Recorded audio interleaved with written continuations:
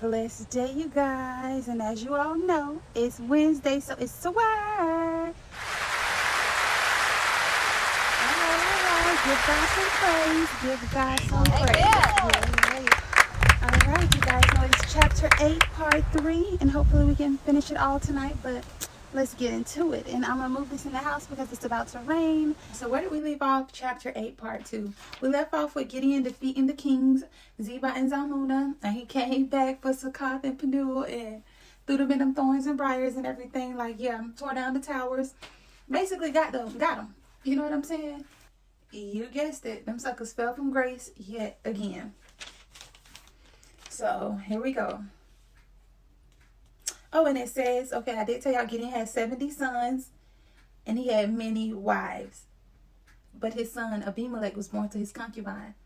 His son Abimelech was born to a woman who he wasn't married to, so you can already know how that go. Daddy do all that cheating. Daddy got all these wives, but the ones that's not really living in the house with them, one that ain't, you know what I'm saying? Catch the most slack. But anyways.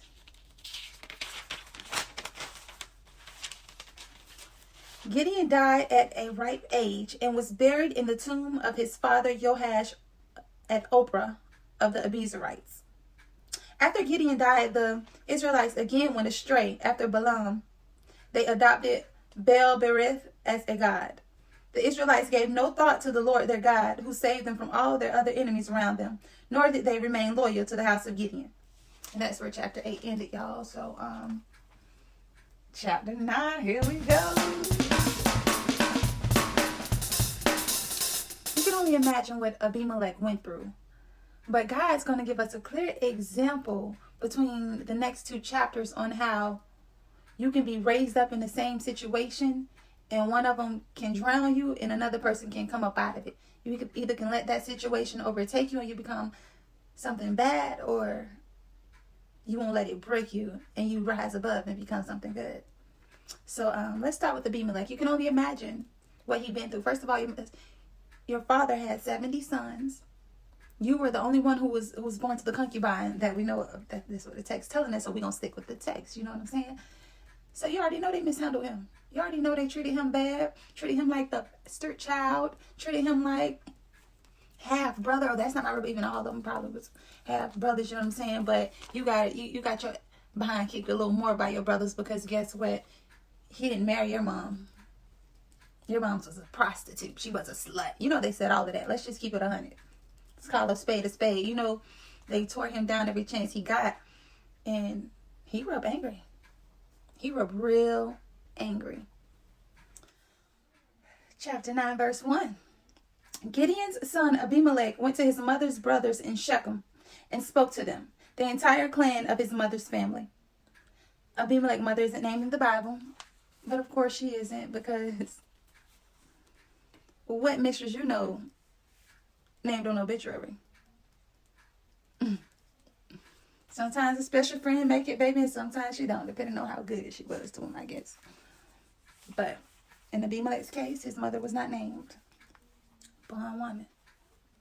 Abimelech had a question for all the citizens of Shechem. Remember, this is where his mama from, right? So after he get tired of his brothers and all that, dogging him out, he done grew up and getting mistreated. He got a chip on his shoulder. Abimelech had a question for all the citizens of Shechem. Which is better for you, to be ruled by 70 men, by all sons of Jerubbaal, or to be ruled by one man? And remember, I am your own flesh and blood. Let me tell you something, baby. People like to throw that flesh and blood around, baby. They'll get you in some trouble about that, ain't it? People like to throw them titles around. This is why you got to stay true to you. You know what I'm saying? All them gangs, all this other stuff that be going around, lead you straight to jail or hell or worse. You know what I'm saying?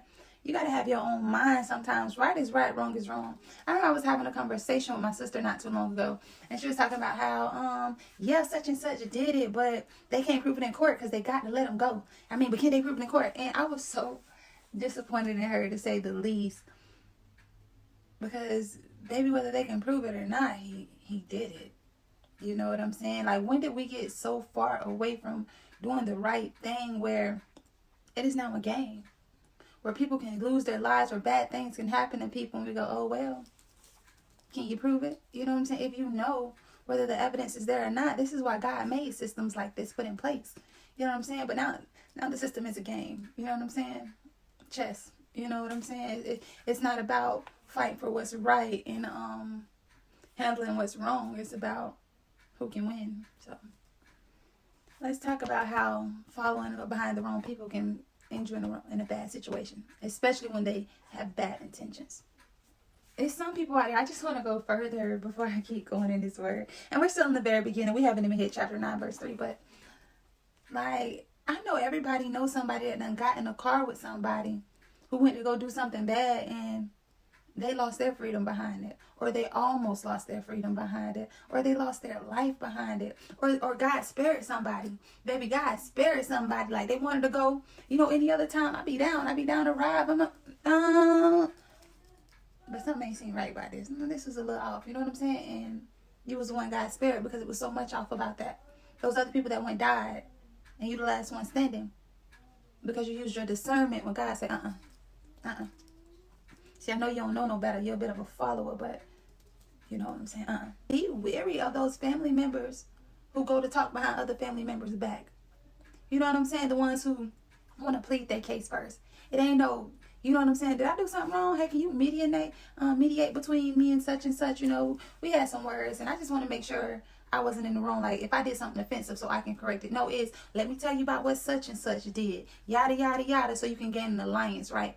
You call all your family, so when sometimes such and such call you, but you don't really want to hear what such and such got to say. Y'all already mounted up against such and such. And, baby, that's not how family supposed to be. You finna find out just what happens when you start doing that. You cause division. Nothing good comes from that. Nothing good comes from going to other family members trying to talk behind the other's back. Nah. Cut it. Chapter 9, verse 3. His mother's brothers said all of this on his behalf to all the citizens of Shechem. They were won over because they thought he is their kinsman. But I said, so his uncles done went, hey, Abimelech should rule over us. Not Yerubbaal's sons. They ain't no kin to us. Really? Them his daddy people. We from his mama's side. Why not let somebody whose blood step up and become king? At least we know he's going to have our best interest at heart. We don't know what they got going on. They ain't family. Look how they treated him when he was up in the house. They gave him 70 shekels from the temple of Baal-berith. Abimelech used the money to hire some goons, and they followed him around. Sound like he made a deal with the devil to me. I already know who Baal is. Definitely gonna put down the type of things that this guy did, so y'all can understand. You know what I'm saying? I be thinking it's very important for y'all to know who these deities are, who these satans are, who these gods are, so y'all can understand, why this people may have been prominent and had that terrible demise, and why this may have worked in their favor for a small amount of time. But anyways, so he go to Baal-berith. Named after Baal. Come on, y'all.